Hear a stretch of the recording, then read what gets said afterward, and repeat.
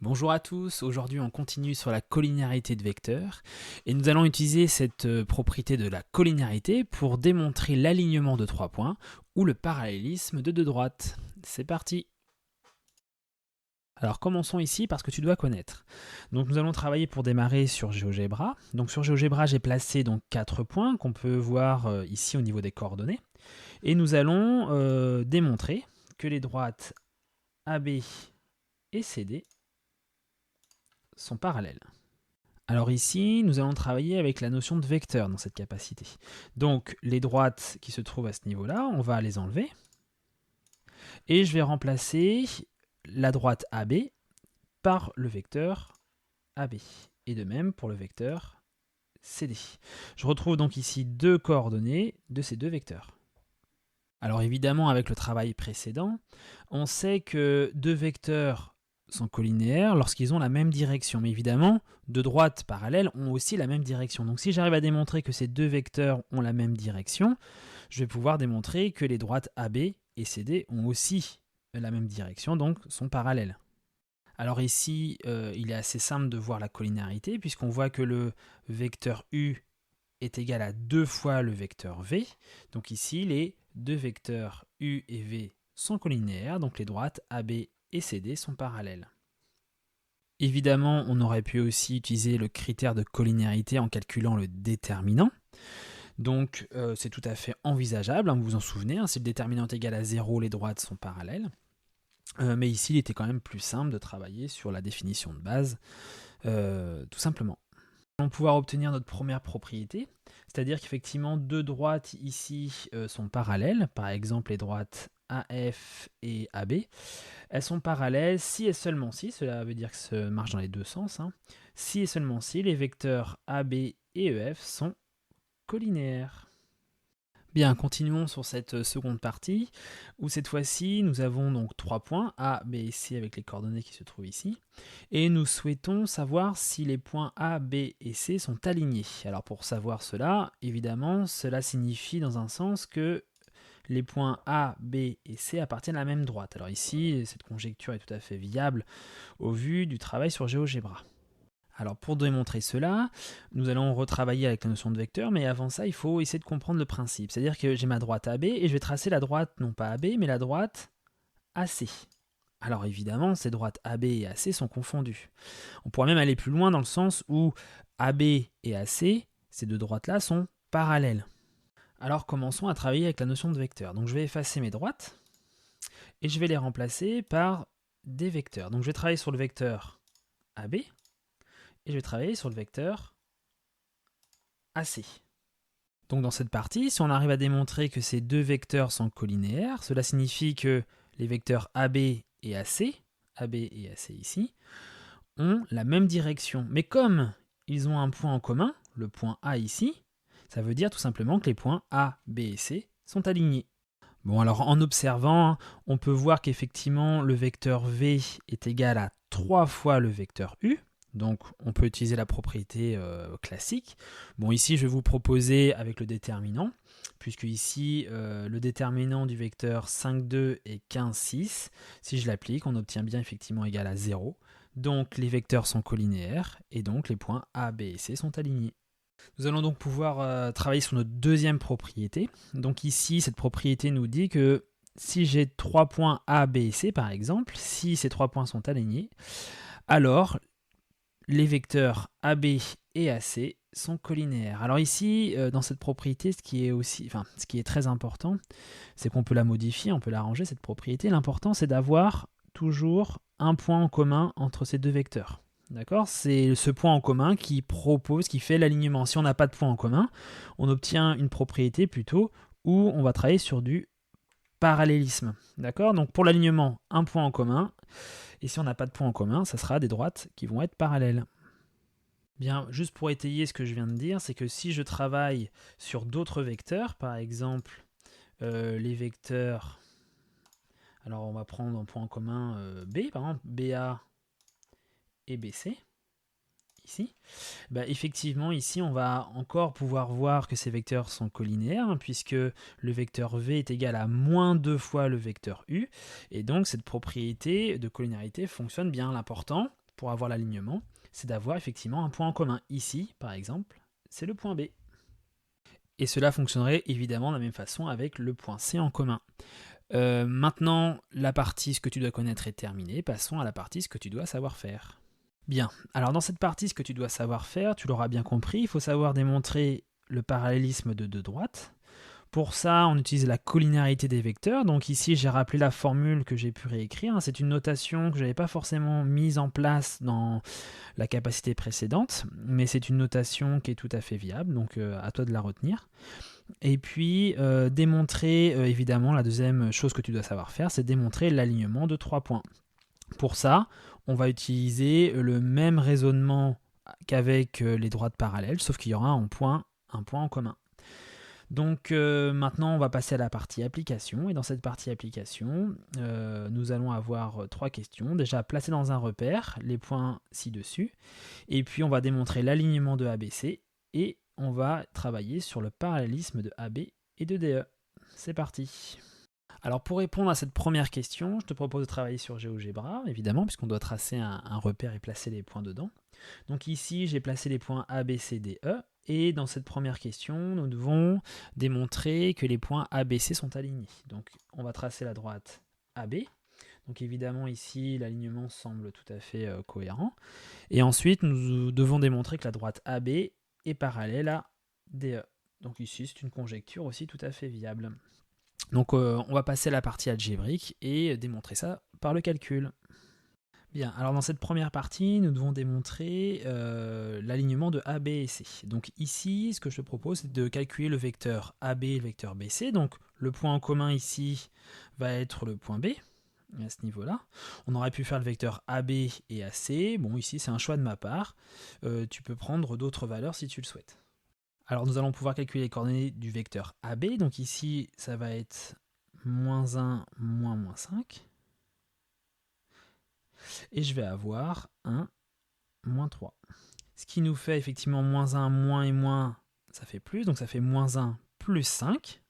Et moins 1 plus 5, ce qui va nous donner le vecteur de coordonnées 4. Et 1 moins 3, ce qui nous fait moins 2. Donc nous avons le vecteur AB de coordonnées 4, moins 2.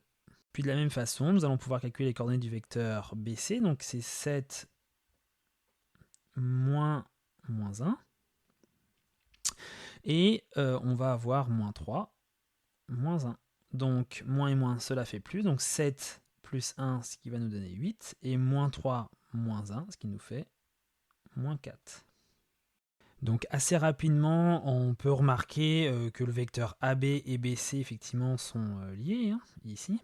Puisqu'ici, on peut remarquer que le vecteur BC, ce vecteur-là, BC, est égal à 2 fois le vecteur AB.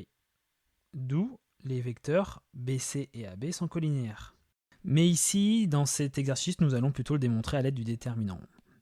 Donc on va proposer de calculer le déterminant du vecteur AB et BC. Donc ici, d'après notre notation, c'est le vecteur donc, de coordonnées 4, moins 2, et 8, moins 4, à ce niveau-là.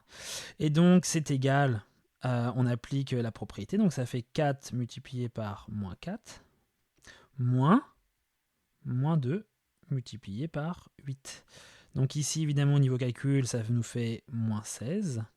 Moins et moins, cela fait plus. Donc plus 2 fois 8, 16. Et évidemment, cela donne 0. Donc nous pouvons conclure que les vecteurs AB et BC sont collinéaires et donc les points A, B et C sont alignés. Bien, continuons avec la question 3. Donc ici, nous devons démontrer que les droites AB et DE sont parallèles. Donc nous avons déjà calculé les coordonnées du vecteur AB, ici. Donc il nous faut maintenant calculer les coordonnées du vecteur DE. Bien, pour gagner un petit peu de temps, j'ai déjà fait les calculs. Donc DE a pour coordonnées 8, moins 4. Et nous allons donc pouvoir calculer le déterminant du vecteur AB et DE. Donc comme j'ai pu le noter ici, nous avons le déterminant de coordonnées 4, moins 2 et 8, moins 4.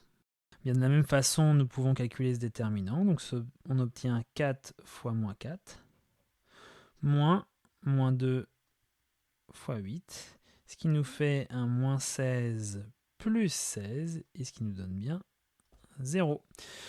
Au niveau de la conclusion, évidemment, puisque le déterminant est égal à 0, les deux droites AB et DE, elles sont bien parallèles. Ce qui conclut la partie ce que tu dois savoir faire, passons à la partie à toi de jouer. Bien, commençons par notre premier exercice de niveau 1. Ici, démontrons l'alignement de 3 points. Je te laisse le temps de mettre sur pause, comme d'habitude maintenant. Et c'est parti pour la correction. Voici une correction de l'exercice. Donc, première chose à faire, c'est de calculer les coordonnées de deux vecteurs. Donc, deux vecteurs ayant un point en commun. Et ici, j'ai choisi de prendre le point A en commun. Donc, j'ai pris le vecteur AB et AC. J'ai fait mes calculs. J'obtiens le vecteur AB de coordonnées 3, 4 et le vecteur AC de coordonnées -9, -12. Toujours pareil, hein, soyez observateurs. On peut déjà observer que le vecteur AC est égal à -3 fois le vecteur AB1.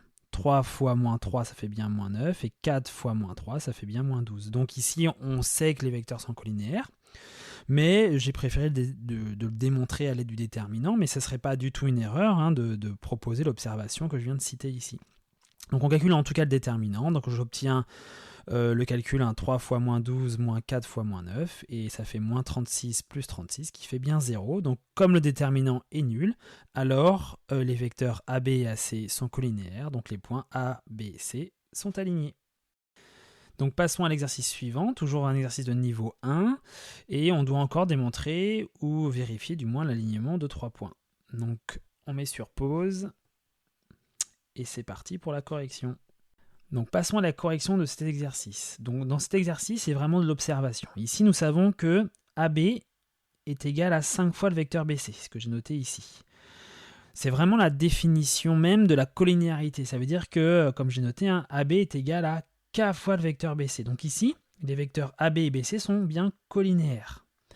Or, c'est toute la question qu'on s'était posée. Hein, c'est-à-dire que j'ai deux vecteurs collinéaires, mais avec un point en commun, ce fameux point B. Et donc, si j'ai deux vecteurs collinéaires avec un point en commun, ça veut dire que les points ici sont alignés. Donc, je vais pouvoir conclure très rapidement dans cet exercice. Passons maintenant à l'exercice de niveau 2. Donc, on prend le temps de bien lire, on met sur pause, et c'est parti pour la correction.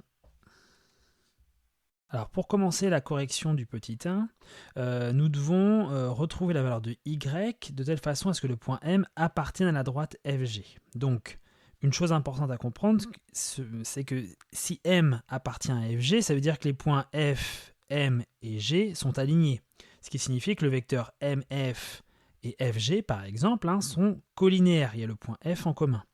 Donc pour cela, j'ai commencé à calculer le vecteur MF et je trouve -2 et 4 moins Y, et le vecteur FG qui a pour coordonnées 8, -2. Alors maintenant, nous savons que le vecteur MF a pour coordonnées -2 et 4 Y, et FG de coordonnées 8, -2. Donc maintenant, on veut résoudre l'équation déterminant de MF et FG égale à 0, puisque nous savons que les vecteurs MF et FG sont collinéaires. Donc on applique la formule, on développe, et on obtient effectivement une équation du premier degré, qui est -28 plus 8y est égal à 0. On la résout, on passe le 28 de l'autre côté, donc pour enlever un -28, on fait plus 28, et on enlève le 8 ici en divisant par 8. Donc j'obtiens y est égal à 28 huitièmes, donc y est égal à 7,5, la valeur ici. Ce qui conclut donc la première partie, et passons à la question 2. Alors dans cette question 2, nous devons retrouver la valeur de y telle que EF et GM soient parallèles. Alors si les droites sont parallèles, c'est-à-dire que les vecteurs sont collinéaires. Donc on va calculer le vecteur EF et le vecteur GM. J'obtiens donc ces deux vecteurs qui se trouvent ici. Et je vais être observateur. Ici, je sais que si les vecteurs EF et GM sont collinéaires, ça veut dire qu'il existe un rapport K qui fait que EF est égal à K fois GM. Sauf que comme j'ai -6 ici et -6 ici, le rapport K qui permet de passer de l'un à l'autre, il est forcément égal à 1. D'accord ? Ce qui signifie concrètement, comme je n'ai pas envie de perdre mon temps à des grands calculs, ça veut dire tout simplement que comme le rapport est égal à 1, ça veut dire que 5 doit être égal à y-2. C'est pour ça que je résous simplement cette équation-là. Le résultat de cette équation, évidemment, c'est y est égal à 7. Alors pour compléter l'exercice, on va essayer de représenter sur GeoGebra toute la situation. Donc j'ai placé les points E, F et G et un point M de coordonnées 1 A, puisque j'ai pas pu mettre Y ici, puisque GeoGebra réserve le Y pour les fonctions. Donc ici, pour la question 1, on avait trouvé Y qui valait 3,5, donc 7,5. Donc on va placer notre A à 3,5. Ici, on voit bien le point M de coordonnées 1, 3,5. Et effectivement, on va avoir que le point M appartient bien à la droite FG. De la même façon, on va répondre à la question 2. Donc dans la question 2, on avait trouvé Y, donc ici A est égal à 7, donc on va passer à 7. Et dans ce cas de figure, on doit avoir les droites FE et MG parallèles. Et ça semble être effectivement aussi le cas. Donc graphiquement, les résultats obtenus correspondent. Passons à l'exercice suivant. Passons au dernier exercice, exercice de niveau 2. On prend le temps de mettre sur pause. Et c'est parti pour la correction. Alors passons à la question 1. Montrons que le quadrilatère MNCD est un trapèze. Alors pour ça, il faut se souvenir de la définition d'un trapèze. Un trapèze est un quadrilatère ayant deux côtés opposés parallèles. Donc ici, visuellement, il semblerait que ce soit plus cohérent de démontrer le parallélisme de CD et de NM. Donc pour ça, pour démontrer ce parallélisme, on va calculer les vecteurs CD et MN ici. Donc on retrouve les deux coordonnées de ces vecteurs-là. Bon, cette fois-ci, je ne suis pas passé par le déterminant, mais parce qu'on observe rapidement que Mn, ce vecteur-ci, est égal à moins 2 fois le vecteur CD. Moins 2 fois 5, ça fait bien moins 10, et moins 2 fois 1 est égal à moins 2. Donc les vecteurs CD et Mn sont collinaires, donc MNCD est bien un trapèze. Passons à la question 2. Bien, passons à la question 2. Alors ici, nous devons démontrer que E est le point d'intersection des droites NC et MD, comme on peut le voir ici. Alors ici, on va travailler avec les vecteurs. Donc dans un premier temps, on va d'abord démontrer que E appartient à la droite NC. Ensuite, on démontrera dans un second temps que E appartient à la droite DM. Et donc nécessairement, si le point E appartient aux deux droites, c'est le point d'intersection de ces deux droites-là. Donc premier calcul, alors j'ai pas mis le détail, mais parce que vous savez faire maintenant. On calcule le vecteur NC et le vecteur CE. On trouve que NC est égal au vecteur CE, donc les vecteurs sont évidemment collinéaires.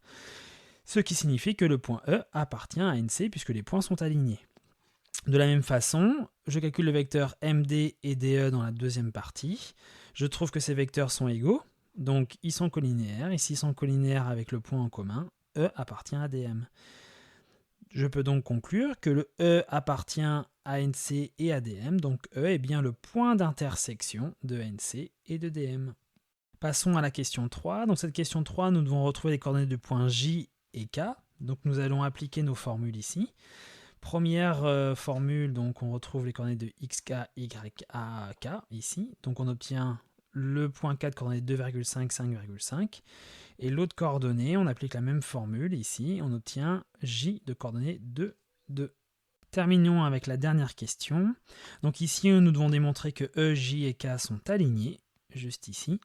Donc on va choisir deux vecteurs avec un point en commun. Ici, j'ai choisi le vecteur EK et EJ, donc je les ai calculés, j'obtiens ces deux vecteurs qui se trouvent ici, et j'applique la formule du déterminant, et j'essaie de démontrer que c'est égal à 0. Donc j'applique la formule, j'obtiens mon calcul, j'obtiens à la fin 3,5 moins 3,5, donc j'obtiens bien 0.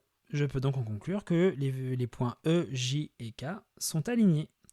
Ce qui conclut la partie « À toi de jouer ». Bien, c'est terminé pour cette capacité. Bon courage pour la suite et on se retrouve plus tard.